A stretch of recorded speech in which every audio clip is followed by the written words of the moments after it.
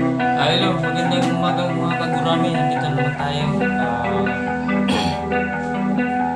Pumunta pala ako doon sa Quiapo kahapon. Talagang nagtatanong-tanong ako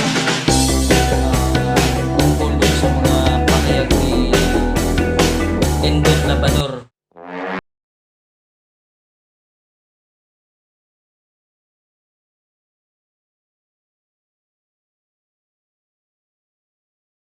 Hello, magandang umaga mga kagurami. Nandito naman tayo. Pumunta pala ako doon sa Quiapo kahapon. Talagang nagtatanong-tanong ako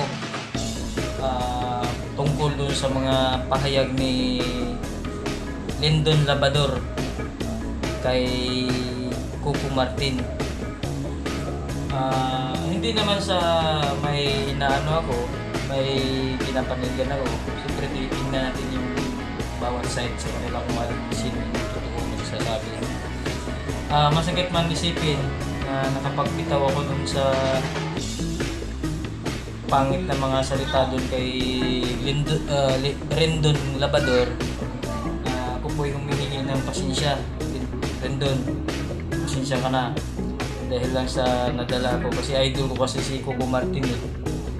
Pero noon yun. Ngayon kasi nalaman ko talaga na marami pala talaga siyang na perwisyo dun sa Batang Quiapo, dun sa Quiapo. So masasabi ko, Rendon, pasensya ka na.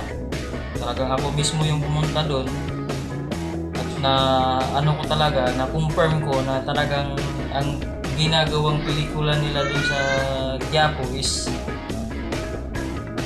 nakaka-isturbo din talaga.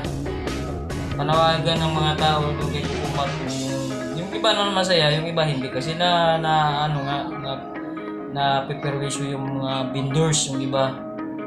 Pero masasabi ko lang, gumagawa tayo ng kaligayahan ng isang tao, dapat wala tayong maaapakan. Dapat malinis, dapat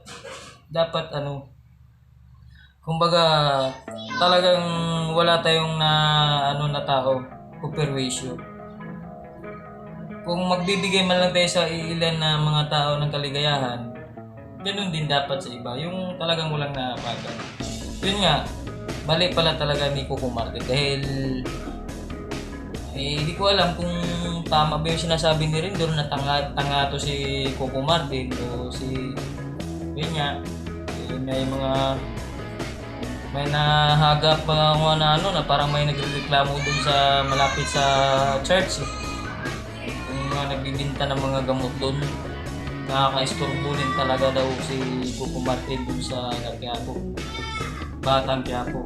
So, iwan ko dati kasi tahimik lang yung dati. Tulad dati na siyempre, alam mo naman dati na mayroong mga bago sila lulusog. Dati, kakalam ko ng mga lulululo ko, sinasabi na wala silang naiisturbo. Kasi nga, binibigyan din nila yung mga vendors. Naging masaya sa pera. Yun. So, si Coco Martin kasi, ayaw ko kung nag-iisip din si Coco Martin, wala akong dun eh. Baka tama yung sinasabi ni Rendon na nga ba yun, bobo. Ewan ko, basta ako hapon, pumunta ako doon kahapon. Talagang na-confirm ko na may pagkakamali din si Coco. Kaya Coco, isipin mo naman, baka yung panig lang ng iba dahil sa kagapuhan mo, sa kapugi mo. Isipin mo naman yung iba, baka mamaya disagree sila sa mga ginagawa mo. Yung iba, agree. Pero yung iba naman, siyempre hati-hati yan. May masaya, may malungkot.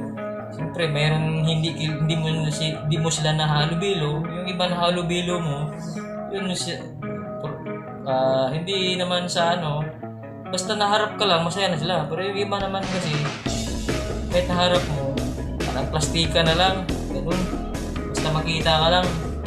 Pagkatalikod mo, siyempre, sasabihin nila yung totoo. Kasi yun naramdaman sa puso nila. Kaya masasabi ko, hapon, tama pala yung si Rendon Labrador. Kasi nga, masasabi kong tama,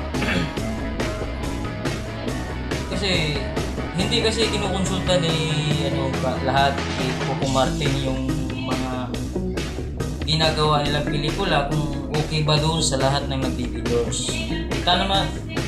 Kita naman doon sa mga mukha ng taong hapon, may masaya, may malungkot. Siyempre, hati-hati yun. Yun naman. Yun natin hawak yung mga utak ng mga tao na yun. Kung makapagbigay man tayo ng kasiyahan, dapat wala tayong maapakan tao. Rendon, pasensya ka na. Tol, kahit hindi pala tayo magkapatid. Rendon, pasensya ka na sa mga binitawag kong mga salita sa'yo. Tama ka nga. Baka hindi nag-iisip si Coco Martin sa ginagawa niyang pelikula doon sa Quiapo. Marami nga siyang napuperwisyo doon sa ginagawang pelikula. Pasensya ka na rin doon. Hanga din naman ako sa'yo minsan, pero ngayon mas napapahanga pa ako sa'yo sa ginagawa mo. Ewan ko kung sana magawa mo pa yan sa iba. Baka mamaya yung iba kalala, tuwang-tuwa yung mga tao, masaya yung mga tao. Ganito kasi yan eh. Mayroon kasi tayong ginagawa na yung iba tuwang-tuwa, yung iba hindi. Yung iba agree, yung iba disagree. Ganun yun. Kaya akala natin sa ginagawa natin lahat natutuwa. Yan. Kaya panawagan ko kay Coco Martin na ayusin niya yan at suklayin niya lahat yung mga taga Quiapo kung talagang nakaka-istorbo ba siya o hindi. Kasi habang patuloy na ginagawa nila dyan, baka di niya alam na yung mga tao na kaharap niya kahit hindi niya alam, baka mamaya kalaman ba yun o kaibigan. Pasensya ka na uli. Rendon Labrador. Kaka mo na bandira. Sige, yun lang mga kakurami. Bye-bye.